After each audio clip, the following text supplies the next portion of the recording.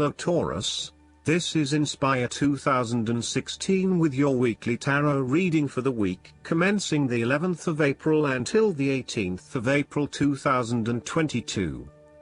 The first card for you is representing, how do you feel about yourself? Your card is the Ten of Swords. You may feel powerless as something comes to a crashing and suddenly ended, and you feel as if you are being attacked or backstabbed by someone else. You may even use this challenging time to portray yourself as a martyr, to show that you have put your interests last but have suffered as a result. The Ten of Swords also indicates a difficult experience of endings, loss, pain or release. However, the saving grace is that you have a new awareness and a positive sense of relief that the difficulty and pain will soon be over and will evolve into something new. As with all endings, there will be a new beginning, a rebirth, and a rejuvenation of the spirit. So, while this card may seem negative at first glance, it is a card of help and an indication that your troubles will not be permanent. Furthermore, this is the final moment, and no more pain will come to you from that source. It is darkest before the dawn, and as gloomy as it looks, the sun will rise again. It can only get better from here. The Ten of Swords is about letting go and accepting your current circumstances. You no longer resist change but allow it to happen, even if it causes some initial pain and hurt to you. You accept that there must be change in order to facilitate renewal, and you allow it to occur rather than fighting it. After a painful situation, it is a signal to pick yourself up off the ground and to reflect upon what happened to you and why, and what you can learn from the experience. The Ten of Swords is a sign that the pain and hurt you have endured has not gone without purpose. The positive power within you can be used to learn from your pain and draw wisdom from defeat. The second card for you is representing, what do you want most right now? Your card is the Queen of Cups. What do you want most right now is to empathize with others and to show true compassion. Focus on the emotional well-being of others rather than relying on rational or logical explanation. You are here to support and to teach others, by drawing upon your own intuition and sense of calm and emotional connectedness. Learn how those in need cope with life's challenges and share your knowledge. Hug someone you care about. The Queen of Cups can manifest as a person in your life or as a part of yourself. There might be a mature female significant figure in your life, most likely from water signs. She is often like a mirror, reflecting the hidden depths of others back to them, so they can see their own mysteries for themselves. Thus, the Queen of Cups indicates that you need to trust your intuition and listen to your inner voice. Trust the sensations and the feelings you are getting from your outside environment. One of the greatest assets of the Queen of Cups is her ability to sense the needs of those around her. Due to her associations with the element of water, the Queen of Cups can be passive and receptive. Her sensitivity draws those who struggle and suffer towards her. In many ways, she is a safe harbor for others. Her ability to connect on a soul level enables her to remedy the broken hearts of others. Her warmth and genuine caring make her a beacon of light. Because she is so responsive to the feelings of others, the Queen of Cups must constantly uphold her boundaries between herself and others. If not properly protected, the Queen of Cups can lose her own sense of self. This is her greatest vulnerability. The third card for you is representing your fears. Your card is the King of Pentacles. You might be afraid of losing and obsessed with material things, including good food, wine or sex. These can be fun but can also be taken to an extreme. You can also be very stubborn and traditional about some things, which could be exasperating. You will do anything for money. You can be either a workaholic or an extremely lazy person who expects others to look after you financially. You may care only for your own possessions, and uses other people to gain them. The King of Pentacles can also indicate a male significant figure in your life from the Earth signs, who can be highly rigid in his approach. So when this king shows up in a reading, look at your life. Are you feeling stuck in a rut? Having your feet on the ground is a good thing, but everybody needs to lighten up once in a while and stick their heads in the clouds, even if it is just for a breath of fresh air. There is a fear of commitment or a strong desire not to be committed to anyone. You may have thought you met the man of your dreams or your future husband in this person, but you have quickly come to realize that he is not what you are looking for.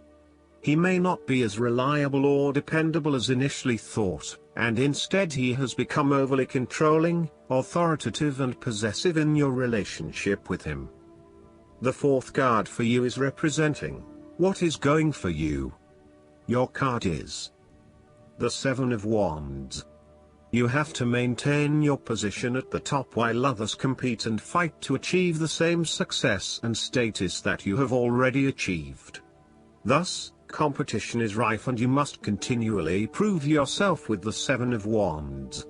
If your vision and creative effort is fulfilled to the point where there is public acclaim or acceptance of your success, then you must expect competition and challenge, as other people will no doubt also desire the same things as you.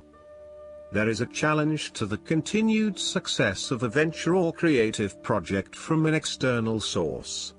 While it appears to block your path forward, you can overcome this challenge or obstacle by drawing upon your strong self-confidence, self-belief and continual self-improvement. It can also be overcome with effort and clarity of purpose. The Seven of Wands is about holding your ground, despite ongoing challenges to your position and authority.